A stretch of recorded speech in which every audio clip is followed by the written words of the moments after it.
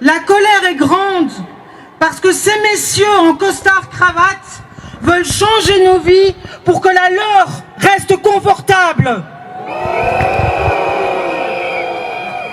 On veut que le gouvernement prenne des mesures en fonction des réalités concrètes des gens. Et donc les gens n'ont pas à voter pour ce gouvernement pour travailler plus longtemps pour gagner moins. Les gens n'ont pas à voter pour ce gouvernement pour être ramenés au travail de force, même quand on est victime d'une maladie grave ou d'un accident de la vie. Les gens n'ont pas à voter pour ces gouvernements aux différents niveaux de pouvoir pour désinvestir dans la culture, dans l'éducation permanente et dans tout ce qui permet à tout le monde de s'émanciper et d'accéder à la démocratie. Israël est un microbe qui porte les maladies de la civilisation occidentale, à savoir la colonisation, l'occupation, les crimes barbares, racistes commis contre le peuple palestinien depuis 1948. Et ça continue jusqu'à aujourd'hui. L'ONU, complice des sionistes, assassins et terroristes. L'Union européenne, hypocrite. Et les régimes arabes, tous des traîtres. Tous des traîtres. Tous des traîtres. Je suis Inge Hermans et je suis le secrétaire général de ACOD Culture. C'est très historique que toutes les organisations ensemble, ils ont beaucoup de solidarité avec tout ce qui se passe maintenant, la décision de la gouvernement pour la culture, c'est vraiment dramatique. Quel message vous voulez passer au gouvernement? Donc réfléchissez bien avant d'instaurer des choses d'une politique sociale qui va en fait vers l'austérité, vers des émeutes sociales, vers des gens qui ont plus d'argent, qui vont descendre dans la rue parce qu'ils n'auront plus les moyens en fait de se nourrir, de se loger, de vivre en fait dignement et donc de se mobiliser encore maintenant pour faire plier le gouvernement. La grève d'aujourd'hui, c'est la grève du secteur culturel, donc je suis en solidarité avec les travailleurs du secteur, mais aussi le secteur qui sera mon futur. Moi je trouve ça dégueulasse, si je peux me permettre le mot. Enfin, on fait payer le déficit aux étudiants.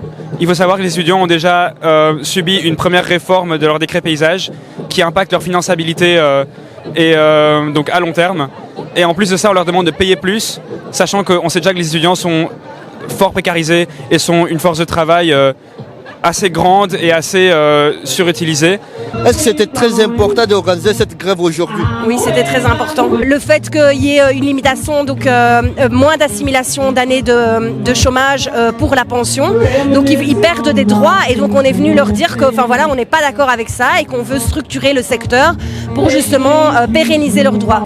Donc les 500 €, on n'en voit pas la couleur. Évidemment, c'était de la com pure. C'est absolument scandaleux. Maintenant, les mobilisations, elles servent à ça, à mettre en évidence que c'est le plus grand nombre qui doit décider des mesures qui sont bonnes pour la société et pas un petit groupe de types en costard-cravate dans des bureaux qui sont complètement déconnectés de la réalité. Je pense bien que ce gouvernement va bénéficier à une partie très petite et privilégiée des jeunes, mais la plus grande partie des jeunes sont précarisés et vont entrer dans des milieux de travail précarisés, vont avoir besoin des aides sociales. Ils ont probablement voté pour le parti qui avait le plus de charisme au moment des élections. On sait très bien que certains de ces élus savent parler à un public, mais ils n'ont pas voté pour des programmes et je trouve ça dommage. On vient de voir votre CV en tant que jeune prof et on dit aujourd'hui dans le milieu d'éducation, il y a manque du personnel. Oui. Vous ne trouvez pas d'emploi? Mais ça dépend dans les secteurs d'activité, dans l'enseignement. Moi ici, j'ai travaillé parce que j'ai fait exprès d'emménager à côté de la gare du Midi pour travailler, pour pouvoir prendre des remplacements en train. Et donc j'ai travaillé à Tubize, à Liège, à Tournai. Puis après j'ai eu des heures, je les ai perdues à cause de la réforme du qualifiant de l'année passée. Puis là de nouveau, je retourne dans les remplacements et je vais de nouveau perdre des heures et avoir moins d'offres d'emploi à partir du mois de septembre. Donc là on estime que pour le qualifiant il y a 500 nommés qui ont perdu leur emploi mais on compte pas les temporaires.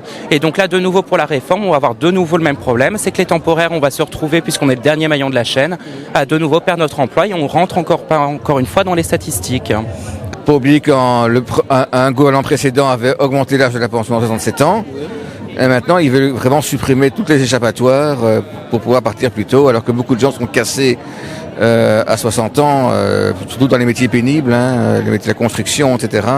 Et non, les cheminots, les pompiers, ils ont supprimé le régime de pension préférentielle des pompiers. Ils pouvaient partir plus tôt, maintenant ils vont devoir travailler jusqu'à 67 ans. L'enseignement, ce pourquoi on se bat, c'est contre toutes les mesures du gouvernement qui font du mal à l'école et qui font du mal à l'avenir des jeunes. On essaye de se battre pour une école qui soit plus démocratique, qui soit plus accessible, qui fasse réussir tous les élèves avec leurs différences. Et avec les projets de la ministre actuellement, ça va contrairement à l'encontre de tout ce projet-là.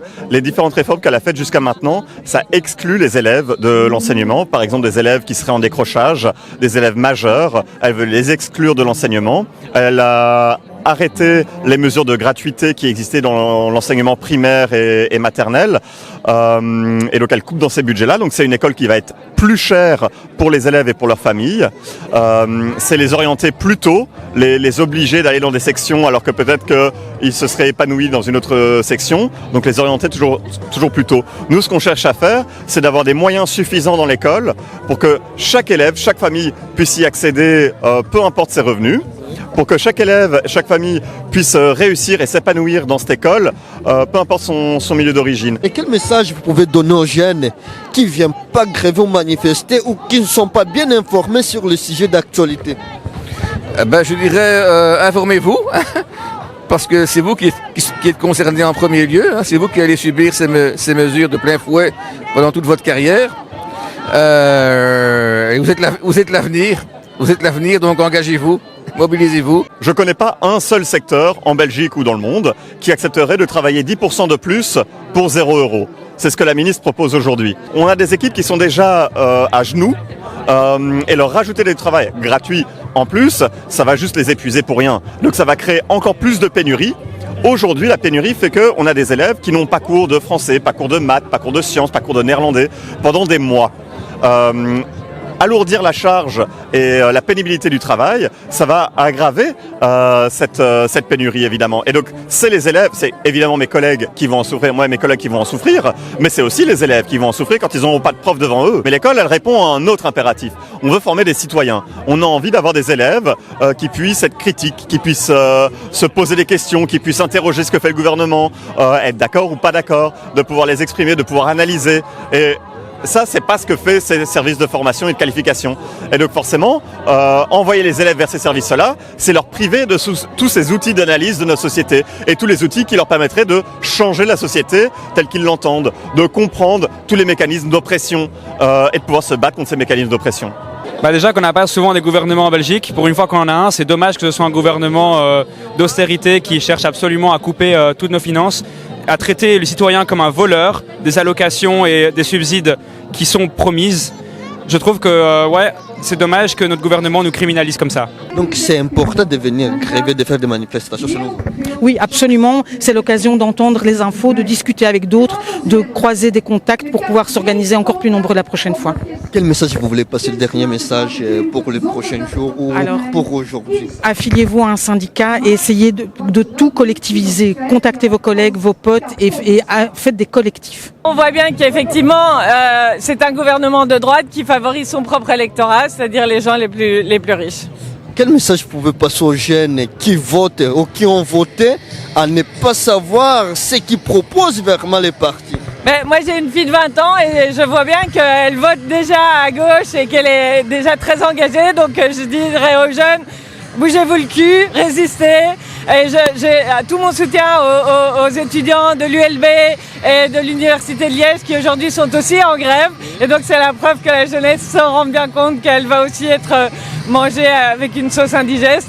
Donc voilà, les jeunes aussi, ils sont là. Ok, merci beaucoup. D'en prie.